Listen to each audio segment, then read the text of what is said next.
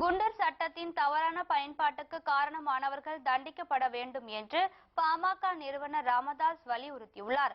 இது தொடர்பாக அவர் வெளியிட்டுள்ள அறிக்கையில், தடுப்பு காவல் சட்டங்களின் கீழ் கைதாகி சிறையில் இருந்த 212 பேரை உயர்நீதிமன்றம் விடுதலை செய்துள்ள தீர்ப்புக்கு அவர் பாராட்டு தெரிவித்துள்ளார். தமிழ்நாட்டில் தடுப்பு காவல் சட்டங்கள் ஆட்சியாளர்கள் மற்றும் அதிகாரிகள் தங்களுக்கு பிடிக்காதவர்களை பழிவாங்குவதற்கான ஆயுதங்களாகவே பயன்படுத்தப்பட்டு வருவதாக தெரிவித்துள்ளார். மேலும் அதிமுக ஆட்சிக்கு வந்த பின்னர் 3 ஆண்டுகளில் 6000க்கும் மேற்பட்டவர்கள் தடுப்பு காவல் சட்டங்களில் கைது செய்யப்பட்டதையும், அவர்களில் 95 விழுக்காட்டிற்கும் கூடுதலானவர்களை உயர்நீதிமன்றம் விடுதலை செய்ததை சுட்டிக்காட்டியுள்ளார். மேலும் தடுப்பு காவல் கைதுக்கு எதிரான வழக்கு விசாரணை அதிகபட்சமாக 2 வாரங்களில் முடித்து தீர்ப்பளிக்கும் வகையில் சட்டம் திருத்த செய்யப்பட வேண்டும் என்றும், இச்சட்டங்களை பயன்படுத்தி அப்பாவிகள் கைது செய்யப்படுவதற்கு துணை போகும் அரசு அதிகாரிகளை தண்டிக்கும் வகையில் உடனடியாக சட்ட திருத்தம் செய்ய மத்திய மாநில அரசுகள் நடவடிக்கை எடுக்க வேண்டும் என வலியுறுத்தியுள்ளார்.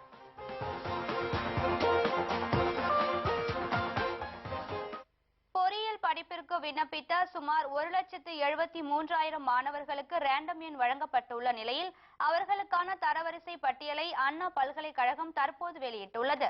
மேலும் கல்லூரி மற்றும் பாடப்பிரிவுகளை தேர்ந்தெடுப்பதற்கான கலந்தாய்வு வரும் 23ஆம் தேதி நடைபெற உள்ளதாகவும் கூறுகிறார் நமது செய்தியாளர் தீபன் சக்கரவர்த்தி. இது குறித்து அவர் வழங்கும் விரிவான தகவலை தற்போது கேட்கலாம். 2014-2015 கல்வியாண்டில் பிஇ, பிடெக், பிஆர்க் போன்ற பொறியியல் படிப்புகளில் விண்ணப்பித்தவர்களுக்கு ரேங்க் லிஸ்ட் எனப்படும் தரவரிசை பட்டியலை சென்னை அண்ணா பல்கலைக்கழகம் இன்று வெளியிட்டது. அதாவது தமிழகத்தில் மொத்தம் உள்ள 570 பொறியியல் கல்லூரிகளில் காலியாக உள்ள 2,05,463 இடங்களுக்கான இந்த விண்ணப்பங்கள் வரவேற்கப்பட்டன. இதில் சுமார் 1,73,000 பேர் விண்ணப்பித்திருந்தனர். இந்த 1,73,000 பேருக்கும் தற்பொழுது சென்னை அண்ணா பல்கலைக்கழகத்தில் தரவரிசை பட்டியல் வெளியிடப்பட்டது. இதில் 200க்கு 200 கட் ஆஃப் பெற்று 124 பேர் உள்ளனர். அதில் குறிப்பிடும்படியாக இந்த முதலிடத்தை 200க்கு 200 கட் ஆஃப் பிடித்தவர்களில் சென்னையை சேர்ந்த மாணவர் சுந்தர் நடேஷ் அவர் 200க்கு 200 பெற்றுள்ளார். அதே போன்று 2வது இடத்தில் சென்னையை சேர்ந்த மாணவர் அபிஷேக் இவரும் 200க்கு 200 பெற்றுள்ளார். 3வது இடத்தை ஈரோட்டை சேர்ந்த மாணவர் விஜயாராம் இவரும் 200க்கு 200 பெற்றுள்ளார். இதே போன்று 4வது இடம் நாமக்கல் மாவட்டத்தைச் சேர்ந்த மிதுன் என்பவர் இவரும் 200க்கு 200 பெற்றுள்ளார். இது போன்று 1,73,000 பேருக்கும் இந்த தரவரிசையில் வெளியிடப்பட்டுள்ளது. மாணவர்கள் www.annanu.edu என்ற அண்ணா பல்கலைக்கழகத்தின் இணையதளத்தில் ரேங்க் லிஸ்டை பார்க்கலாம் என்று அறிவிக்கப்பட்டுள்ளது. இது மட்டுமல்லாமல் ஏற்கனவே கடந்த 11ஆம் தேதி ரேண்டம் எண் வெளியிடப்பட்டது. இவர்களுக்கான கலந்தாய்வு வருகின்ற 23ஆம் தேதி தொடங்குகிறது. 23ஆம் தேதி விளையாட்டு பிரிவு மாணவர்கள், மாற்றுத்திறனாளிகள், முன்னாள் ராணுவ வீரர்களின் குழந்தைகள் ஆகியவர்களுக்கு இந்த கலந்தாய்வு நடைபெறுகிறது. வருகின்ற ஜூன் மாதம் 27ஆம் தேதி பொது பிரிவு மாணவர்களுக்கான கலந்தாய்வு தொடங்குகிறது. அன்று தொடங்கி ஜூலை 28 வரை இந்த கலந்தாய்வு நடைபெறுகிறது. ஆகஸ்ட் முதல் வாரத்தில் வகுப்புகள் தொடங்கும் என்று அறிவிக்கப்பட்டுள்ளது. வேலூர் மாவட்டம் ஜோலார்பேட்டையில் முறையாக குடிநீர் வழங்கப்படாததை கண்டித்து பொதுமக்கள் சாலை மறியலில் ஈடுபட்டனர். ஜோலார்பேட்டை அடுத்த வேட்டப்பட்டு பஞ்சாயத்திற்குட்பட லட்சுமணன் புதூரில் கடந்த 3 மாதங்களாக குடிநீர் வழங்கப்படவில்லை என அப்பகுதி மக்கள் புகார் தெரிவிக்கின்றனர். இது குறித்து பலமுறை புகார் அளித்தும் பஞ்சாயத்து அலுவலகத்தை முற்றுகையிட்டு போராட்டம் நடத்தியும் எவ்வித நடவடிக்கையும் எடுக்கப்படாததால் ஆத்திரமடைந்த பொதுமக்கள் காலி குடங்களுடன் சாலை மறியலில் ஈடுபட்டனர். இதனையடுத்து போராட்டத்தில் ஈடுபட்டவர்களிடம் காவல்துறையினர் சமரச பேச்சுவார்த்தை நடத்தியதை அடுத்து போராட்டம் கைவிடப்பட்டது.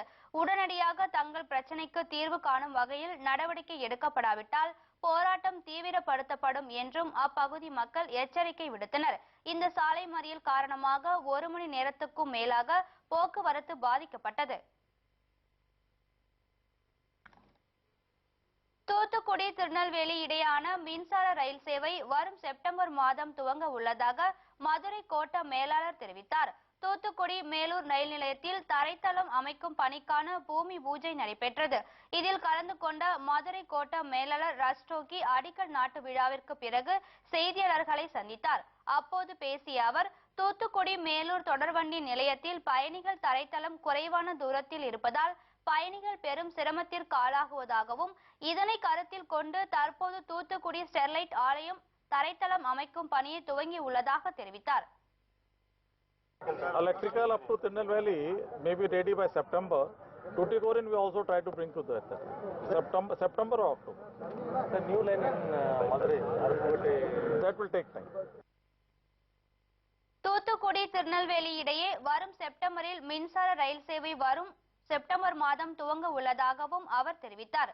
இது ரயில்வே துறை அதிகாரிகள் ஏராளமானோர் கலந்து கொண்டனர்.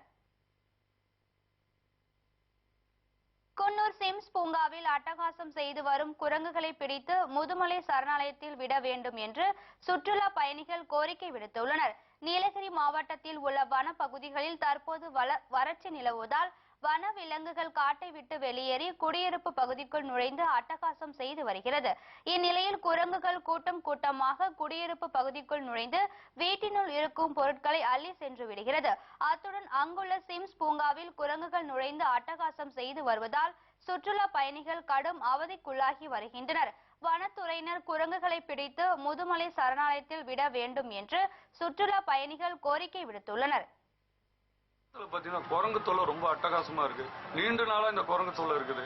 ஆனா மக்கள் ரொம்ப சிரமப்பட்டு இருக்கிறாங்க. இந்த சுத்தி பார்க்க வரவங்கள்ட்ட இருக்கிற இந்த கையில இருக்க உணவுப் பொருட்கள், சிப்ஸ் பாக்கெட்டு இதெல்லாம் பிடிக்கிட்டு போயிருது. அதே போல் குழந்தைகள் அங்க விளையாட முடியறதில்ல, அச்சத்தோட விளையாடுற ஒரு சூழ்நிலை இருக்கு. ஏன்னா அந்த குழந்தைங்க கையில என்ன வச்சிருக்குன்னு தெரியாத அது பிடிக்கிட்டு ஓடிடுது. அதனால குழந்தைங்களும் ரொம்ப பாதிப்பு. அங்க சுற்றுலா பயணிகளும் ஒரு நிம்மதியா சுத்தி பார்க்காத ஒரு சூழ்நிலை ஏற்பட்டிருக்குது. சம்பந்தப்பட்ட வனத்துறையினர் இந்த குரங்குகளை பிடித்து ஒரு அகர்ந்த வனப்பகுதியில விடணும்னு தாழ்வு. குரங்குகளை விரட்ட நடவடிக்கை எடுக்கவில்லை என்றால் சிம்ஸ் பூங்காவிற்கு வரும் சுற்றுலா பயணிகளின் எண்ணிக்கை குறையும் என்று சமூக ஆர்வலர்கள் கருத்து தெரிவித்துள்ளனர். சிறிய விளம்பர இடைவேளைக்கு பிறகு மேலும் பல செய்திகளை காணலாம். தொடர்ந்து இணைந்திருங்கள் நமது கேப்டன் நியூஸ் தொலைக்காட்சியுடன்.